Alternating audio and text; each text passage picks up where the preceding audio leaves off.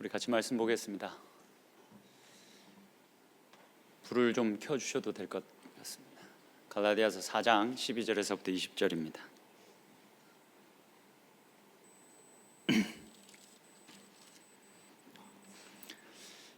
갈라디아서 4장 12절에서부터 20절 말씀 우리 교독하면 좋겠습니다. 제가 먼저 읽겠습니다.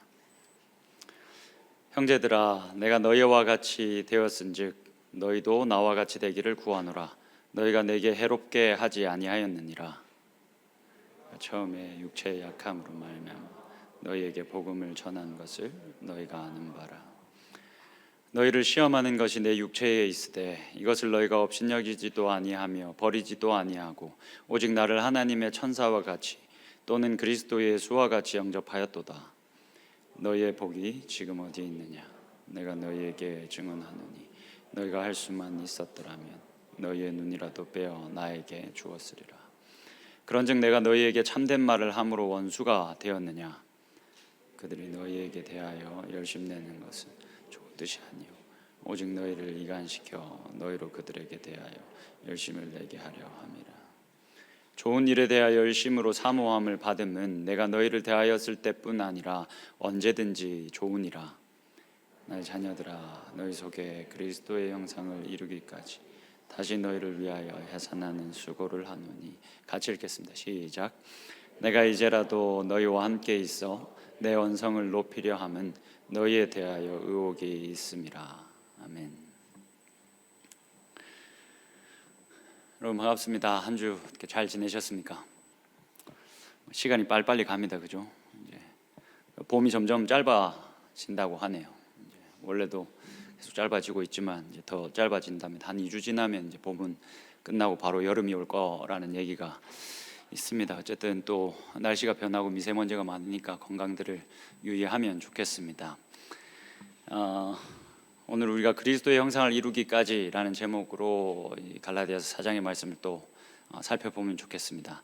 한 3주 정도 전인가 한 달 전인가 잘 모르겠습니다.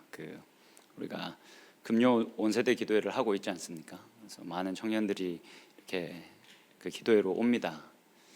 그래서 제가 이제 그 기도회가 마무리될 쯤이면 제가 미리 나갑니다. 나가서 이제 뒷문을 열고 이제 인사할 준비를 하기 위해서 이제 제가 미리 나가는데 3주 전인가 이제 딱 미리 나갔는데 밖에 웬 이렇게 청년들 3명이 이렇게 개모임 하듯이 앉아 있는 겁니다. 그래서 반가워서 저는 이렇게 가까이 다가갔죠. 인사하려고. 근데 이게 제가 다가갔는데 분위기가 애매한 겁니다. 하던 말을 멈추고 서로 멀뚱멀뚱 하늘을 쳐다보고. 보통 이럴 때는 이제 다가온 사람을 욕을 하다가 걸렸을 때 이런 일들이 일어나지 않습니까? 아니면 원래 이제 대화가 계속 이어질 텐데 이제 제가 가니까 대화가 끊기길래 이제 제가 느꼈죠. 내 욕을 하고 있었구나. 그래서 이제 따로 이제 이렇게 저렇게 물어봤습니다. 뭔 얘기를 하고 있었니? 하니까 또 이렇게 솔직하게 얘기해 주더라고요. 제 욕을 하고 있었더라고요. 그래서 참 여러분들은 참 건강한 사람들이다라는 생각을 많이 합니다.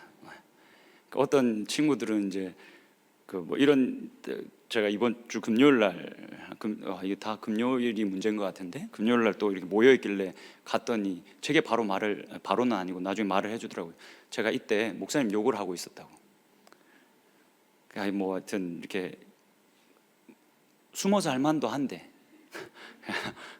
그걸 다 이렇게 말해주니 참 고맙기도 하고 합니다. 그래서 이제 제가 그 친구들한테 물어봤습니다. 뭐 그렇게 무슨 얘기를 했니? 했더니 사랑이 얼마나 어려운데 선교적으로 사는 게 얼마나 힘든데 왜 계속 사랑하라고 하나? 지는 사랑 잘 하나? 자기도 사랑 제대로 못할 거면서 왜 우리한테 계속 선교적인 삶, 사랑을 계속 실천하는 삶을 요구하나? 이런 욕을 했다고 하더라고요. 그래서 한두 번 먹은 욕은 아니니 이해를 했습니다. 근데 여러분 사랑이 어렵습니다. 그죠? 이 사랑을 실천하며 사는 건 어렵습니다. 이게 제가 늘 사랑을 실천하며 삽시다라고 얘기해도 저도 어렵습니다. 저라고 쉽겠습니까? 대놓고 욕을 하고 있는 여러분들을 사랑하는 게 그렇게 쉽지만은 않은 일입니다. 그러니까 이게 우리 모두에게 쉽지 않은 일이라는 말입니다.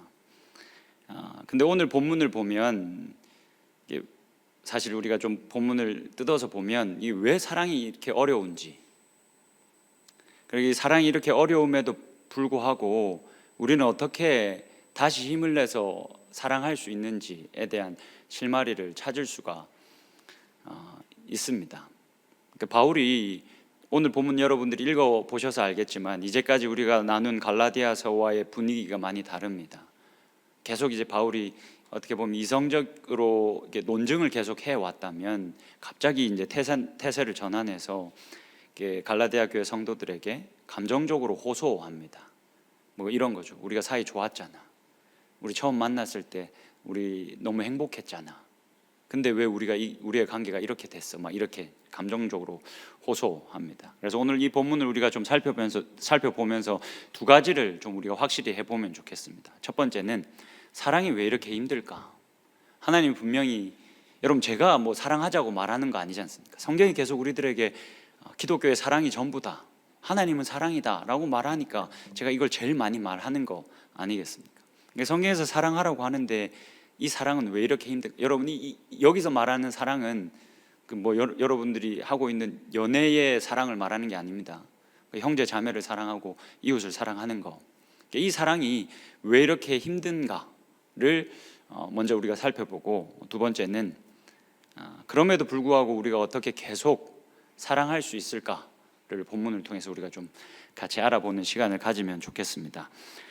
먼저 14절의 말씀을 보기 전에 이게 바울이 갈라디아 교회 성도들을 얼마나 처음에 사랑했는지, 그리고 갈라디아 교회 성도들은 그 사랑에 어떻게 화답했는지를 우리가 볼 수 있어야 합니다. 12절의 말씀을 한번 보시죠. 바울이 이야기합니다. 형제들아, 내가 너희와 같이 되었은즉 너희도 나와 같이 되기를 구하노라. 너희가 내게 해롭게 하지 아니하였느니라. 13절까지 보시죠. 내가 처음에 육체의 약함으로 말미암아 너희에게 복음을 전한 것을 너희가 아는 바라.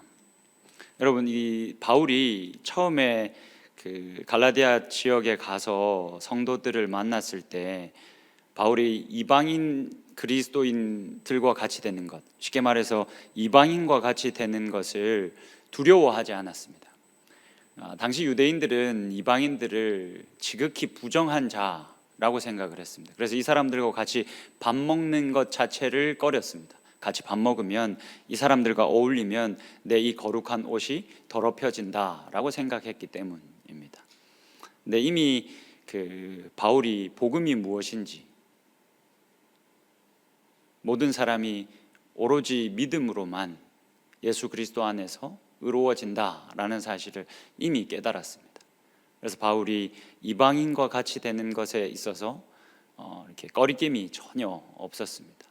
그래서 마치 예수님이 인간의 몸을 입으시고 이 땅에 오신 것처럼 바울이 그렇게 이야기합니다. 내가 너희와 같이 되었다. 처음에 내가 너희와 같이 되었다 라고 이야기하죠. 그렇게 바울이 갈라디아 교회 성도들을 사랑했습니다. 바울이 그 갈라디아 교회를 갔을 때 몸이 상한 채로 갔던 것으로 보입니다. 이게 이제 육체의 약함이 무엇을 의미하느냐에 대한 의견이 분분하긴 하지만 아마도 바울이 복음을 열심히 전하다가 박해를 받아서 몸이 많이 상한 그대로 갈라디아 교회에 도착했던 것 같습니다. 거기서 몸도 온전치 않은데 갈라디아 교회 성도들에게 복음을 전한 겁니다.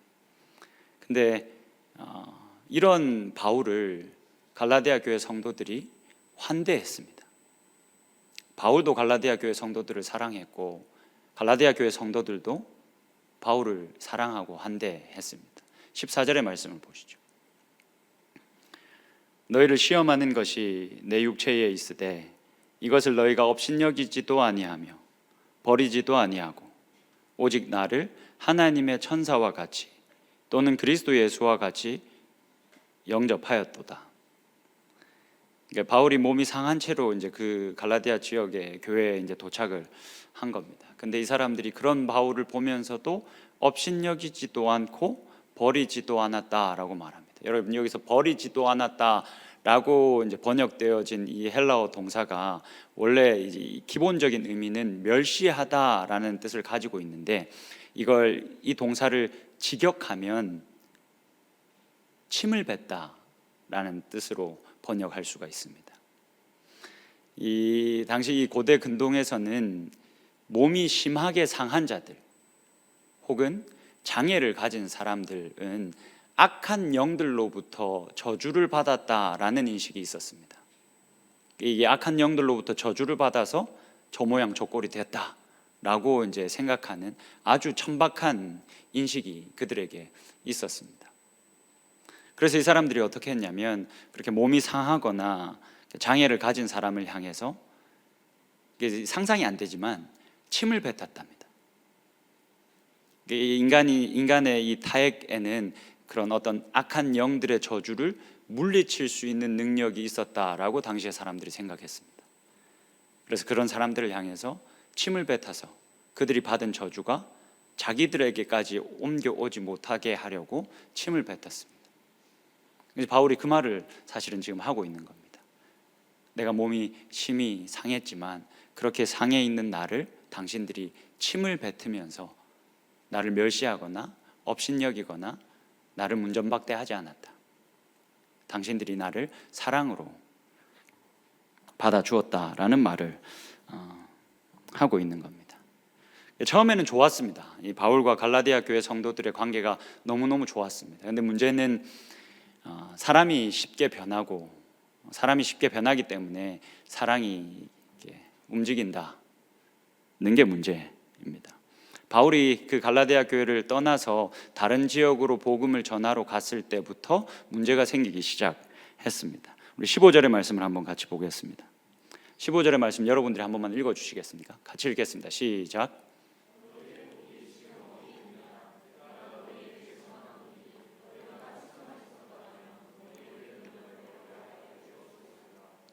바울이 지금 갈라디아 교회 성도들에게 묻습니다. 너희들이 나를 처음 만났을 때 나를 그렇게 축복해 줬는데 그 축복이, 그 복이 도대체 어디 있느냐? 이제 싹 사라지고 없다. 축복은커녕 이제 비난만 남았다라는 말이죠. 처음 우리들 관계 속에서 너희들이 할 수만 있었으면 너희들 눈이라도 나를 위해서 빼줬을 거다라고 이야기합니다. 여러분, 이게 이제 뭐 이런 그 기록 때문에 바울이 가지고 있던 육체의 약함은 아마도 눈과 관련된 어떤 질환이었을 것이다 라고 보는데, 사실 이 그 눈이라도 빼어 주었을 것이다 라는 말은 당시 이 관용어였습니다. 한국식으로 표현하자면 우리가 그런 거 하지 않습니까? 뭐 내가 누구를 위해서, 뭔가를 얻기를 위해서, 혹은 이 사람을 너무 사랑하면 우리가 뭐 간이고 쓸개고 다 빼줄 수 있다, 이런 말, 이런 표현 우리가 관용적으로 하지 않습니까? 당시도 이런 관용적 표현이 있었습니다. 그만큼 갈라디아 교회 성도들이 바울을 사랑했다. 그만큼 바울을 아꼈다. 그렇게 자신들에게 말씀을 알려준, 하나님을 소개해준 바울을 아꼈다라는 말입니다. 근데 이들이 지금은 바울을 원수처럼 여깁니다. 바울의 대적자들의 이 거짓말에 속아 넘어가서 이제는 축복을 해주기는커녕 비난하고 바울을 마치 원수처럼 여기고 있습니다. 여러분, 사랑이 힘든 이유가 무엇입니까? 우리가 사랑을 실천하는 데 있어서 사랑이 왜 이렇게 힘들다라고 느껴질까요? 우리가 사랑하려고 하는 사람들이 깨어져 있기 때문에 그렇습니다. 내가 이 사람을 막 사랑해 주는데 막 이 사람들은 모여서 내 욕을 막 하는 겁니다. 여러분, 이러면 사랑하기가 참 힘듭니다. 이건 장난입니다. 어쨌든 사랑하기 힘든 이유는 진짜 우리가 사랑하려고 하는 사람들이 그 대상이 깨어져 있기 때문에 사랑이 힘듭니다. 근데 여러분, 사랑이 힘든 이유는 이 때문만이 아닙니다. 사실 더 중요한 이유가 있습니다. 17절을 통해서 우리가 이 바울의 대적자들의 모습을 한번 살펴볼 필요가 있겠습니다. 17절의 말씀을 한번 띄워주시죠. 그들이 너희에게 대하여 열심을 내는 것은 좋은 뜻이 아니요 오직 너희를 이간시켜 너희로 그들에게 대하여 열심을 내게 하려 함이라. 바울은 지금 바울의 대적자들이 갈라디아 교회 성도들을 향해서 열심을 냈다라고 말합니다. 그러니까 일종의 사랑인 거죠. 이 사람들도 마치 바울이 그랬던 것처럼 갈라디아 교회 성도들을 모르겠습니다. 사랑하는 척 하면서 이들에게 열심히 말씀을 가르치고 이들에게 열심히 하나님을 소개했습니다. 열심을 많이 냈습니다. 근데 그 열심이 선한 목적을 가지고 있지 않았습니다. 악한 목적을 가지고 있었습니다. 이들이 왜 갈라디아 교회 성도들에게 열심을 냈습니까? 일단은 이들은 이 갈라디아 교회 성도들과 바울을 이간시키기를 원했습니다. 그 관계를 깨뜨리고 이들로부터 이 바울이 멀어지게 하기를 원했습니다. 그 다음에 이들이 진짜 원한 것은 무엇이냐면 자기 사람 만드는 겁니다. 하나님의 말씀을 가르치면서 바울과 이들의 관계를 깨워놓고 그 다음에 자기 사람들을 만들기 위해서 갈라디아 교회 성도들을 위해서 열심을 냈습니다. 여러분, 이번 주에 제가 부끄럽지만 아내랑 다투었습니다. 사실 요 근래 요 몇 년 사이에 제가 크게 아내랑 싸우지는 않습니다. 초반에는 많이 싸웠지만 이렇게 많이 싸우지 않습니다. 근데 이번 주에 이렇게 크게 싸운 건 아니고 살짝 아주 사소한 문제로 제가 좀 다퉜습니다. 제가 또 이렇게 다투고 이렇게 제가 실수했다라고 생각을 하면서 진짜 사랑이 어렵다. 나는 진짜 사랑이 없는 사람이다 라는 사실을 다시 이렇게 직면했습니다. 그래서 이제 제가 이렇게 고민했습니다. 왜 이렇게 사랑이 어려울까? 왜 나는 이렇게 사랑이 안 될까? 내가 그렇게 사랑하자고 말하는데 내가 가장 사랑해야 할 사람이자 내가 가장 아껴야 될 이 사람을 왜 이렇게 이 사람도 내가 사랑하지 못하면서 청년들한테 사랑하자라고 말하는 게 합당한가? 이런 생각을 진짜 많이 했습니다. 그래서 혼자 고민을 했지 않겠습니까? 왜 이렇게 안 될까? 왜 이렇게 사랑을 못할까를 고민하다 보니 제가 이 말씀을 통해서 깨달았습니다. 내 안에 바울의 대적자들과 같은 마음이 있구나. 내 마음을 가만히 들여다봤습니다. 내가 내 아내를 사랑하려고 하는 목적은 무엇일까? 나는 왜 내 아내를 사랑하려고 노력할까를 깊이 들여다봤더니 바울의 대적자들의 마음과 다르지가 않더라고요. 내가 이만큼 너를 사랑하니까 내가 이만큼 사랑하려고 지금 노력하고 있으니까 그럼 너도 이만큼 해야 되지 않겠니? 아니 맞잖아. 내가 이만큼 사랑한다고, 내가 이만큼 사랑하려고 막 말씀을 배우고 노력하고 있다고. 그러면 너도 이만큼 해야지 라는 마음이 제게 있더라고요. 그러니까 사실은 지나친 표현이지만 내가 이 사람에게 사랑을 줘서 이 사람을 노예로 삼고 싶은 겁니다. 내가 사랑을 많이 줘서 이 사람을 노예로 삼아서 내가 원하는 걸 얻고 싶은 마음이 내게 있구나 라는 것을 깨달았습니다. 그래서 제가 왜 계속 사랑에 실패했냐면 이만큼 하는데 왜 이만큼 안 해주지? 아니 내가 이만큼 하잖아. 왜 근데 이만큼도 안 해주지? 라는 마음이 사실 매번 싸우는 내용이 다르지만 사실 제 마음속에는, 그리고 저희 아내의 마음속에는 늘 동일하게 이 마음이 있었습니다. 아니 네가 이만큼 하는 것보다 내가 이만큼 하고 있다고. 그러니 네가 이만큼 해야 된다고. 그 사랑을 빌미로 사랑하려고 하는 사람을 노예로, 종으로 삼고 싶은 마음이 있는 거죠. 이 마음이 제 안에 너무 가득하다라는 것을 깨달았습니다. 여러분, 사랑이 진짜 힘든 이유가 무엇인지 아십니까?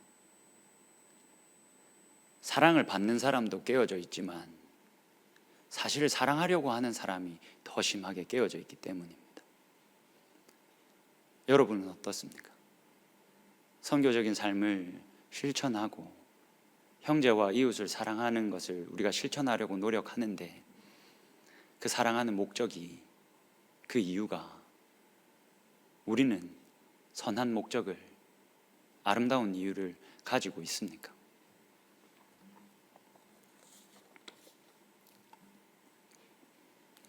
본문 19절을 보면 사실 바울은 누구보다도 이 사랑이 어렵다, 그리고 이 사랑이 힘들다, 그리고 이 사랑이 너무너무 아프다 라는 걸 잘 아는 사람이었을 겁니다. 누구보다도 사랑하려고 애썼을 테니까요. 오늘 19절을 보면 바울이 다시 내가 너희들을 사랑하기 위해서 해산하는 수고를 마다하지 않겠다라고 이야기합니다. 오늘 이 19절의 말씀을 잘 보면 바울이 왜, 그리고 어떻게 다시 사랑할 수 있었는지를 우리가 조금 그 답을 찾아볼 수 있습니다. 19절의 말씀을 여러분들이 한 번만 읽어주십시오. 같이 읽겠습니다. 시작.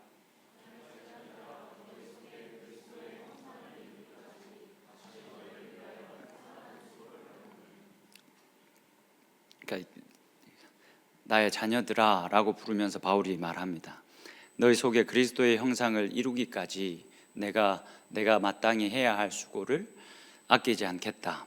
너희 속에 그리스도의 형상을 이루기까지, 우리가 이 표현에 조금 집중을 해 봐야 합니다. 여러분, 일단 여기서 너희라는 이 표현은 그 단수가 아닙니다.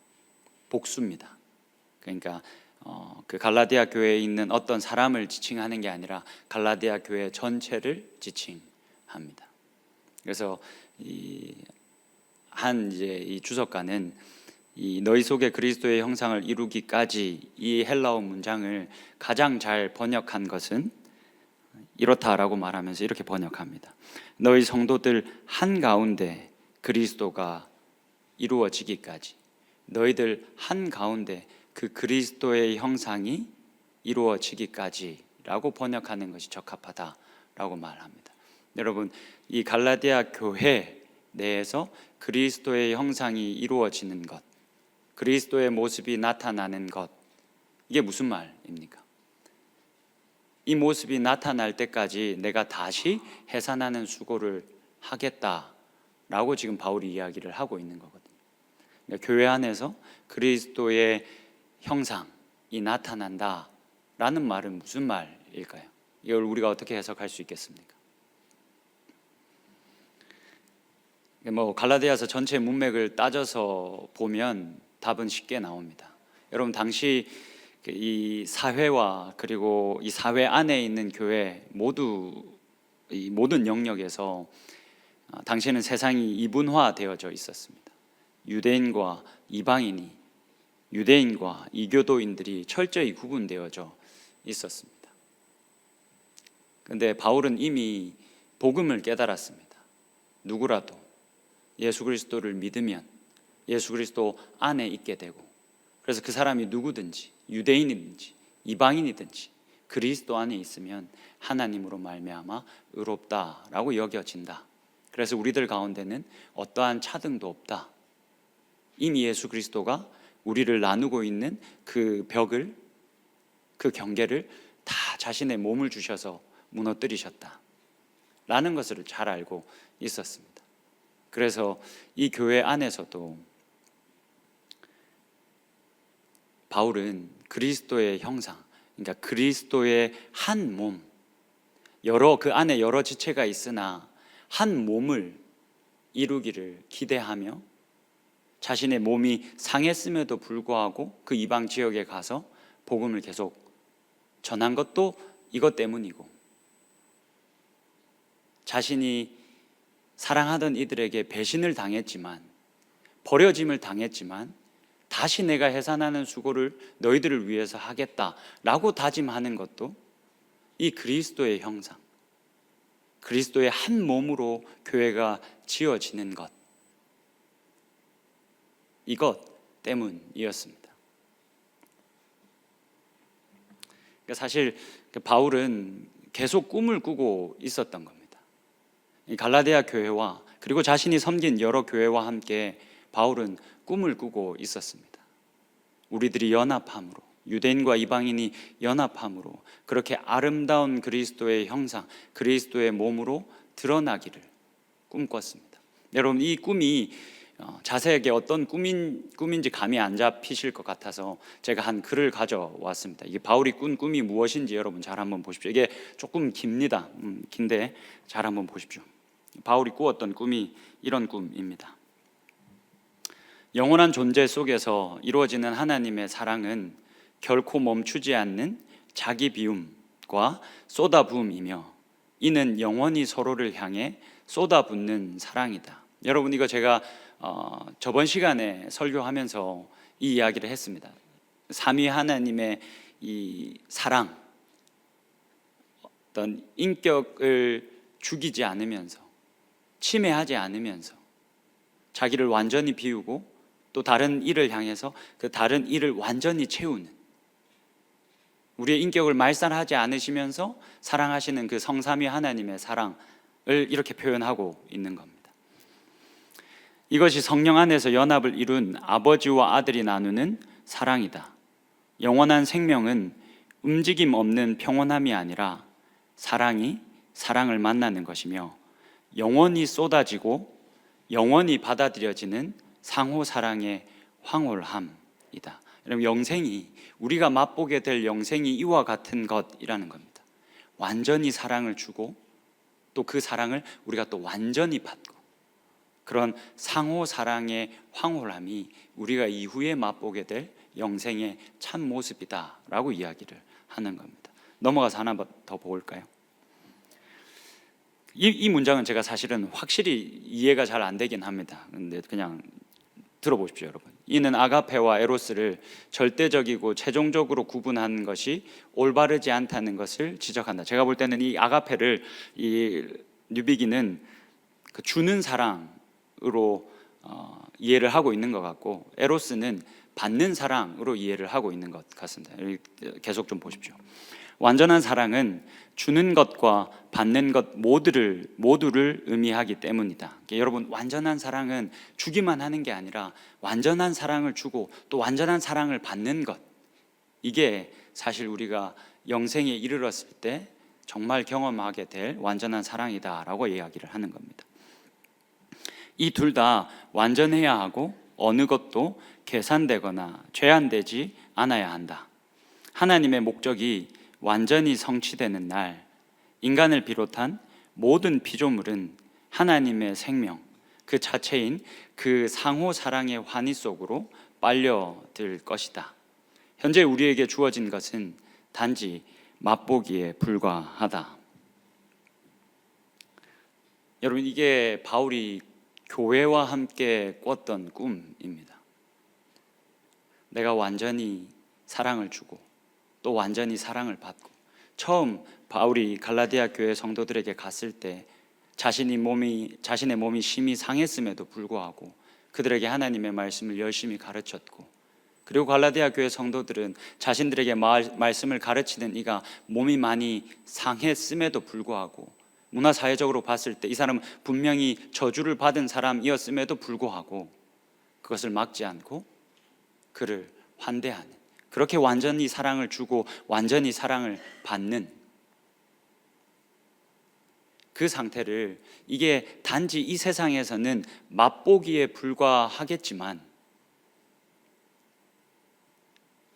그 맛을 교회와 함께 늘 맛보며 사는 게 바울이 가지고 있었던 꿈입니다.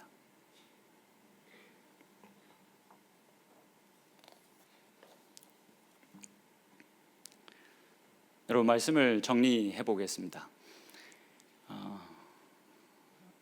사랑을 실천하며 사는 게 힘듭니다. 사랑을 실천하며 사는 게 힘든 이유가, 첫 번째는 사랑을 받는 존재들이 깨어져 있기 때문에 그렇습니다.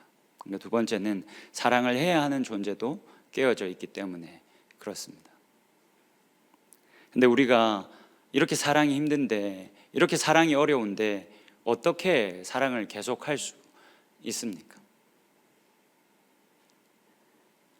우리가 하나님의 나라, 결국 우리가 들어가게 될 그 하나님의 나라를 꿈꾸지 못하면, 그리고 그 하나님의 나라를 알지 못하면 이 사랑을 계속하기는 너무너무 어렵습니다. 여러분, 제가 저번 주에 여러분들에게 소개했던 그 김진혁 교수님이라는 분이 쓴 우리가 믿는 것들에 대하여라는 책을 보면 중세 시대 때 기록된 한 민담을 이렇게 소개합니다. 이 민담에서 천국에 대해서 말하면서 되게 이게 풍자하면서 천국에 대해서 이야기하거든요. 여러분, 그 글을 한번 같이 보시죠. 이 사람이 천국에 대해서 뭐라고 말하는지 한번 잘 보십시오. 사실 말이지, 천국에서 보여줄 것이라고는 줄지어 서 있는 식물 말고 무엇이 있는가? 그러니까 이 사람이, 이 중세시대의 사람들이 천국을 별 볼 일 없는 곳으로 보고 있는 겁니다. 게다가 사람들도 많지 않으니 엘리야와 에녹 말고, 그러니까 엘리야와 에녹은 이 구약 성경에서 그 의롭다 하여 죽음을 보지 않고 승천한 사람들이죠. 엘리야와 에녹 말고 누구와 말을 나눌고, 그들이 비록 좋은 사람들이지만 그 외에 아무도 없지 않은가? 이게 지금 이 사람이 천국을 풍자하면서 이렇게 이야기합니다. 당시 여러분, 중세 사람들은 너무나도 고단한 삶을 살았기 때문에 이 사람들이 가지고 있는 이상향은 그저 잘 먹고 잘 살고 잘 노는 삶이었습니다. 그런 이상향에 비하면 지금 자기들이 꿈꾸고 있는 이 천국이 너무 초라하다라고 이제 이야기를 하고 있는 겁니다. 근데 이렇게 천국을 풍자하고 있는 이 글에 사실은 아주 중요한 천국에 대한, 하나님의 나라에 대한 통찰이 있습니다. 무엇입니까? 천국이, 하나님의 나라가 별거 없는데 굉장히 관계 중심적이라는 겁니다. 딱히 대단할 게 없는 나라인데 그 나라가 굉장히 관계 중심적이라는 겁니다. 좋은 사람들이 서로를 완전히 사랑하고 자신의 유익을 구하지 않고 타인을 진심으로 사랑하고 또 그 사랑을 진심으로 받는 나라가 하나님의 나라, 천국이라는 겁니다. 김진혁 교수님이 이렇게 민담을 소개한 다음에 다음과 같이 말합니다. 삼위 하나님의 영원한 생명은 성부와 성자와 성령 사이에 교제하는 삶입니다. 아까 레슬리 뉴비긴이 이야기한 것과 크게 다르지 않습니다. 정교의 신학자 존 지지울러스의 말처럼 존재는 생명을 의미하고 생명은 친교를 의미합니다. 따라서 죽음 너머에서 우리는 단지 끝없이 지속되는 삶을 누리는 것이 아니라 하나님과 영원한 교제로 초청되어 그분의 사랑과 생명을 나눕니다. 하나님께서는 우리가 장차 선물로 받게 될 영원한 생명을 지금 여기서도 맛보고 준비할 수 있도록 우리를 성도의 교제인 교회로 부르십니다. 여러분, 우리가 사랑이 어려운데 어떻게 사랑을 계속할 수 있을까요? 바울은 이 어려운 사랑을 어떻게 계속 다시 할 수 있었을까요? 교회가 있었기 때문입니다. 이 아름다운 꿈을 교회와 함께 꿨기 때문입니다. 여러분, 잘 한번 생각해 보십시오. 하나님의 나라가 지극히 관계 중심적입니다. 이 나라에서는 성삼위 하나님이 사랑하시는 것처럼 서로 사랑하게 됩니다. 성삼위 하나님이 영원히 서로의 인격을 침범하지 않고 자기를 완전히 비우고 다른 사람을 완전히 채우는 그 사랑을 태초부터 지금까지, 그리고 앞으로도 계속 하실 거고, 하나님이 우리를 그 사랑으로 초청하셨습니다. 그리고 하나님의 나라가, 예수가 다시 오셔서 완전히 임하게 되면 그 사랑만 남는, 그런 아름다운 관계만 남는 나라가 될 겁니다. 근데 여러분, 그 나라가 임하기 전에 우리가 계속 자기의 유익을 구하면서 사랑하고 악한 뜻과 목적을 가지고 사랑하고 그렇게만 그 사랑에 익숙해져 있다가 예수가 다시 오셔서 그 하나님의 나라가 완전히 우리들 가운데 임해버리면 그 사람 너무 어색하지 않겠습니까? 내 일평생 나는 계속 계산하며 사랑했는데,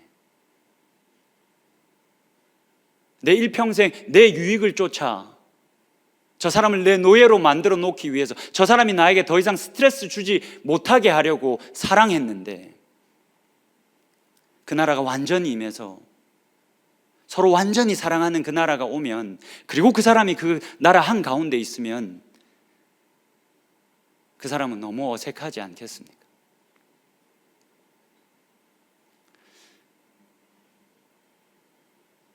여러분, 우리가 한 교회로 부름을 받았습니다.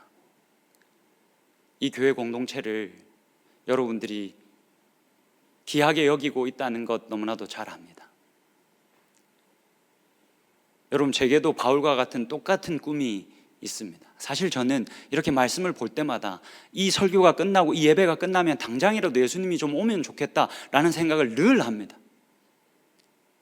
예수님 좀 빨리 와서 진짜 이런 온전한 사랑만, 완전한 관계만 있는 나라가 진짜 임하면 얼마나 좋겠는가. 굳이 내가 지금 고생하며 근심하며 이 세상을 살아갈 이유가 무엇이 있는가 라는 생각을 늘 합니다. 근데 잘 안 오시니까, 아직 안 오시니까 저도 바울과 같은 똑같은 꿈을 꿉니다. 여러분, 우리가 여기서라도 이 교회 안에서 하나님의 말씀이 생생히 살아있는 이 공동체 안에서만이라도 우리가 서로를 완전히 사랑하고 완전히 그 사랑을 받고 그렇게 누구의 어떠함을 침범하지 않고 그 사랑을 연습하고 그 사랑을 나눌 수 있으면, 우리가 오매불망 예수님이 다시 오시기를 기다리다가 그 나라가 진짜 덜컥 완전히 와버리면 여러분, 그 나라가 어색하지 않지 않겠습니까? 그래서 여러분, 잔소리 아닌 잔소리 하나만 하고 마치겠습니다. 우리 공동체 안에 연애하시는 분들이 작지 않습니다. 좋습니다. 뭐 더 하십시오. 더 만날 수 있거든 빨리빨리 만나시고, 또 되면 가능하면 빨리빨리 결혼도 하십시오. 좋습니다. 근데 여러분, 이 공동체 안에서 형제 자매를 사랑하는 이 연습, 이거를 여러분들이 연애하는 것 때문에 포기해 버리시면 안 됩니다. 여러분들이 너무 큰 걸 잃어버리는 겁니다. 그냥 나와 너가 너무 좋아서 여기에 빠져버려서 공동체에서 우리가 훈련할 수 있는 그 하나님 나라의 사랑의 연습을 내가 걷어차버리고 있다면 여러분, 그건 문제입니다. 여러분, 제가 여러분들 연애 너무 찬성하지만 그건 말리고 싶습니다. 여러분, 여기서 사람을 어떻게 사랑하는 것인지, 또 그 사랑을 어떻게 받는 것인지를 충분히 연습해야 합니다. 왜냐하면 다시 오실 그 하나님의 나라가 그런 관계로 구성되기 때문에 그렇습니다. 내 아내만, 내 여자친구만, 내 남자친구만 있는 나라가 아닙니다. 그리스도 안에서 한 가족된 이들이 다 있는 나라입니다. 그러니 그 사랑을 여러분 연습하십시오. 그리고 이 공동체에서 그 사랑을 경험하십시오. 그리고 그 사랑을 이 공동체 안에서 배우십시오.